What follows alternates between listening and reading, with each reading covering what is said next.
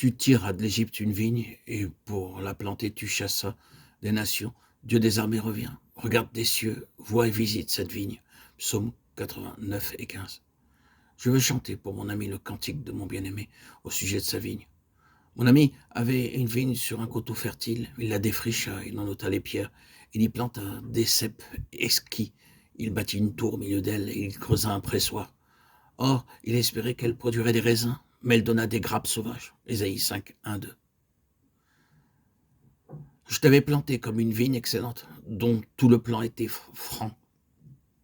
Comment as-tu dégénéré en cep d'une vigne étrangère? Ainsi parle l'Éternel des armées. On grappira comme une vigne les restes d'Israël. Portez-y de nouveau la main, comme fait le vendange sur les sarments. Jérémie 2, 21 et 6, 9. La parole de l'Éternel me fut adressée en ces mots. Fils d'homme, en quoi le bois de la vigne vaut-il plus que tout autre bois, quand le sarment de la vigne se trouve mêlé aux autres arbres de la forêt? Prend-on de ce bois pour en faire quelques ouvrages? En tire-t-on une cheville pour y suspendre un objet quelconque? Non. On le jette au feu pour le consumer. Quand le feu en a dévoré les deux bouts et que le milieu se consume, pourrait-il être de quelque usage? Et quoi? Quand il était intact, on ne pouvait rien en faire, combien moins encore quand le feu l'a dévoré et l'a consumé. Pourra-t-on en faire quelque chose? C'est pourquoi ainsi parle le Seigneur l'Éternel. Parmi les arbres d'une forêt, c'est ce bois de la vigne que je livre au feu pour être consumé. Je traiterai ainsi les habitants de Jérusalem. Ézéchiel 15, 1, 6. Nous trouvons ici une transition entre l'ancien Israël et le nouveau. Dans le chapitre 15e de l'évangile de Jean, je suis le vrai cep et mon père est le vigneron.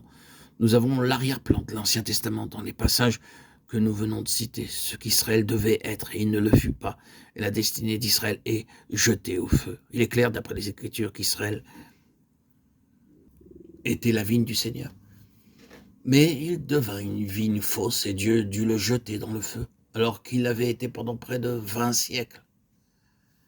Mais lorsque Dieu jeta cette vigne dans le feu, il en apporta une autre. Cet évangile de Jean nous parle de la mise de côté de ce qui était l'ancien et de l'introduction de ce qui est le nouveau. Nous avons vu que les noms différents qui avaient été donnés à l'ancien Israël ont été reportés sur le nouvel Israël. Et dans ce chapitre, c'est la vigne qui en est ainsi reportée. Lorsque Jésus dit « Je suis le vrai cep », il souligne ce mot « vrai ». Si nous avions pu l'entendre dire ces mots, nous aurions entendu ceci « Je suis le vrai cep ». L'implication est parfaitement claire. Je prends la place de la vigne qui est fausse. Elle a été rejetée. Je suis le vrai cep qui prend sa place.